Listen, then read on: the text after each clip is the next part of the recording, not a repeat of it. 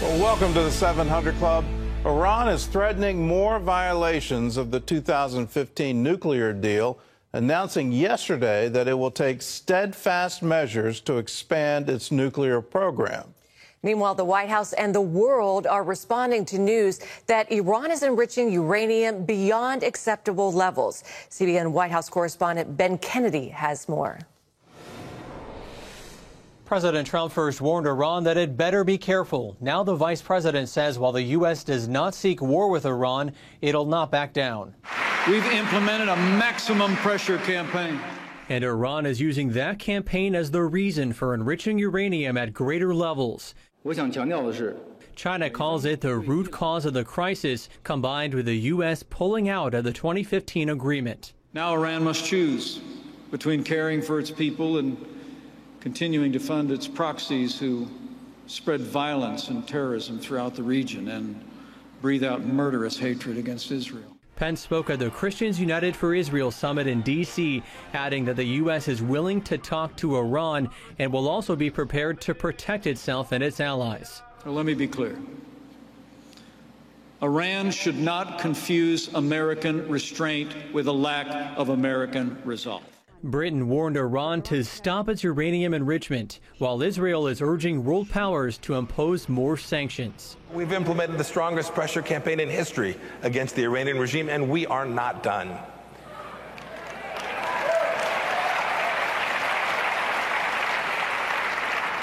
We've cut off billions in funds that the Islamic Republic of Iran's leadership would have used for various nefarious purposes, not the least of which would have been their efforts to destroy the state of Israel.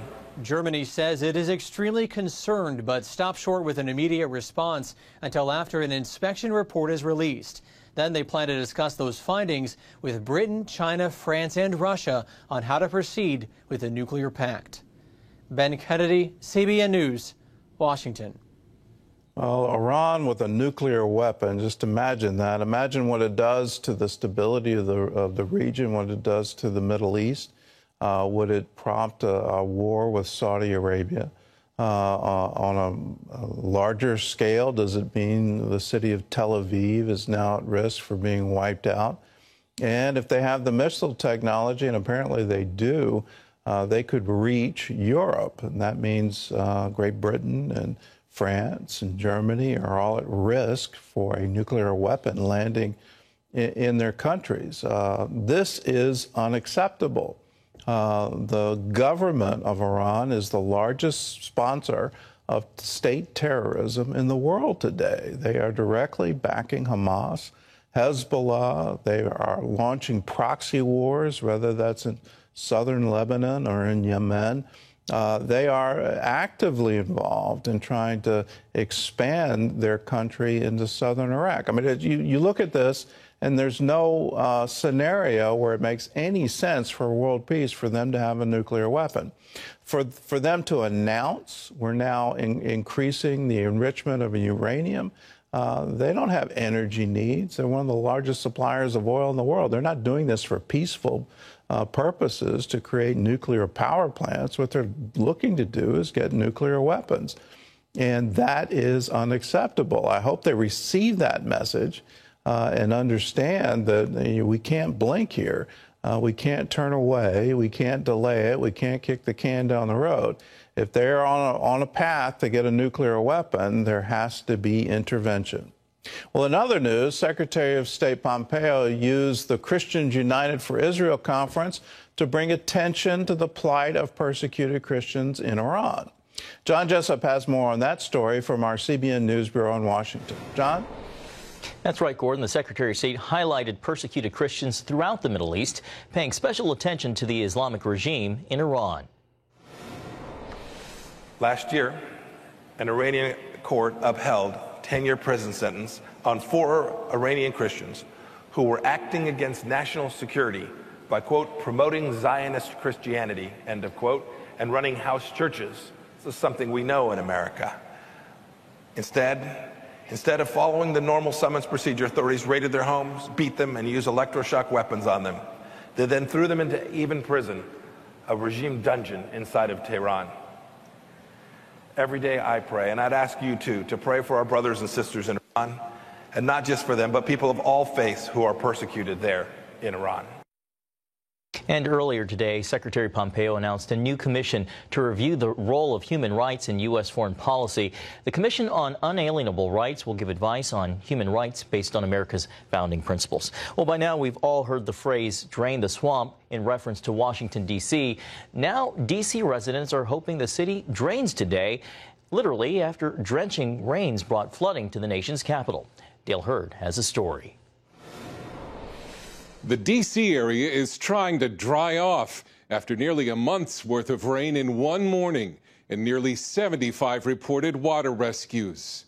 It was a huge volume of water, more than 3 inches in Arlington in an hour, as much as 6 inches falling on Fredericksburg in 2 hours. Never seen nothing like this before.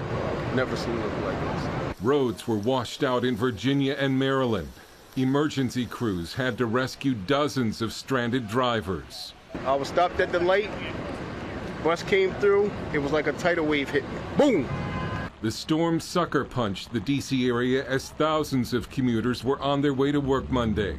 In Arlington, Virginia, this train had to go through a waterfall, leaking from the ceiling of a D.C. metro station. And look at this river of water filling a parking garage. Even the White House saw signs of flooding, and electrical outages were reported at some government buildings. Outside D.C., a mudslide in Potomac, Maryland collapsed the wall of this house. And in Virginia, a hardware store owner saw her basement filled to the top with water. By the time I left the basement, I swam out of it. It was probably close to my shoulder height. New York Congresswoman Alexandria Ocasio-Cortez was quick to blame the flooding on climate change and Republicans, tweeting, "Unprecedented flooding is quickly becoming a new normal, and each day of inaction puts more of us in danger." But she was challenged by respected meteorologist Dr. Ryan Maui, who tweeted back, "You should resist the emotional temptation to blame every weather event on climate change." As these floodwaters recede, a lot more rain is coming farther south on the Gulf Coast because a tropical depression is likely to form by the end of the week in the Gulf of Mexico. And if it strengthens enough, it will become Tropical Storm Barry. Dale Hurd, CBN News. Thanks, Dale. Prosecutors are fighting to keep multimillionaire Jeffrey Epstein behind bars. The financier's attorneys are seeking his release on bail after he was arrested on sex trafficking charges. Epstein pleaded not guilty, and authorities consider him a flight risk. The indictment charges Epstein with recruiting girls to engage in sexual acts for money. He faced similar charges in 2007, but cut a deal with prosecutors and served only 13 months in jail and had to register as a sex offender. That's bringing current Labor Secretary Alexander Acosta under scrutiny. Acosta was the U.S. attorney in Florida at the time, and he negotiated the plea deal. It's also brought to light Epstein's past social relationships with former President Bill Clinton and President Trump. Well, Obamacare faces another legal challenge, this time before the 5th U.S. Circuit Court of Appeals today. Opponents argue the law is now unconstitutional since the individual mandate tax is gone. Kimberly Leonard with the Washington Examiner says if Obamacare is struck down, it could impact more Americans than just those who get their health insurance through government exchanges or Medicaid expansions. There are parts in Obamacare that also affect what seniors pay for drugs and Medicare. The rule that says that that young people can remain on their parents' health insurance plans until the age of 26, which is very popular, that would go away. Protections for people with pre-existing conditions such as cancer or diabetes. So it would really have a lot of rippling effects across the healthcare system. And even if it were to be struck down, a lot of folks say, well, there would probably be lawsuits to follow up on that to look at all the different parts of the healthcare law. Leonard added, some analysts believe if the Fifth Circuit upholds Obamacare, the Supreme Court won't take it up again. Well, an elderly couple could be evicted from their Virginia senior living community for hosting a Bible study. But the two are fighting back, and as Mark Martin reports, they filed a federal lawsuit alleging religious discrimination. So maybe mystery is a multifaceted kind of a thing. Ken and Lieve Hauge study the Bible together during personal devotions in their Fredericksburg, Virginia apartment. Ken is 87. Leave, 85. The two have been married for 64 years. This is a peaceful scene, but if the retired Lutheran minister and his wife invited others over to study the Bible, they could be evicted. Specifically, we're not allowed to have Bible study. And in that 2130 notice, it went broader than covering the clubroom. It specifies that I am not permitted, because it's considered conducting business, for me to lead in Bible study. I'm holding in my hand a copy of the threat of eviction notice by the property management and the parent company, which says that Ken and Leave could be evicted for breaching their lease if they hold a Bible study in the community room or even here in their own apartment. Tremendous sadness and just a great disappointment that the company would develop such a discriminatory policy against the community of especially Christian faith.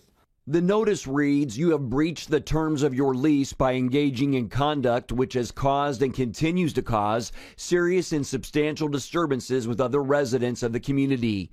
It calls on the Haugies to cease conducting any business operations in their home and the community other than those permitted under their lease, citing Bible study class, religious movie screenings, and counseling sessions as banned business operations."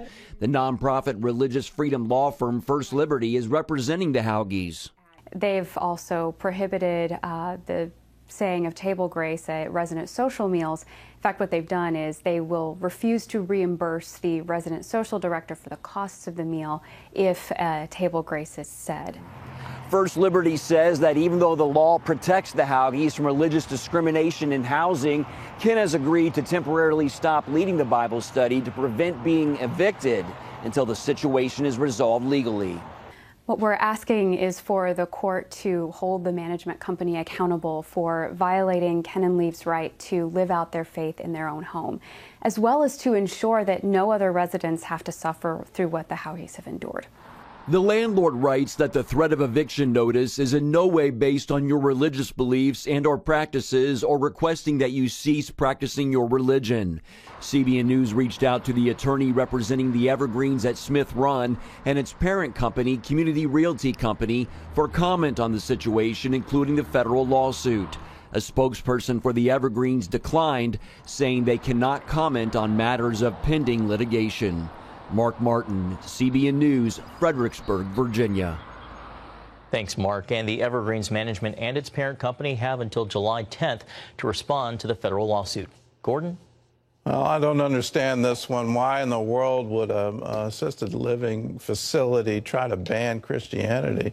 You're going to cut yourself off from a huge customer base.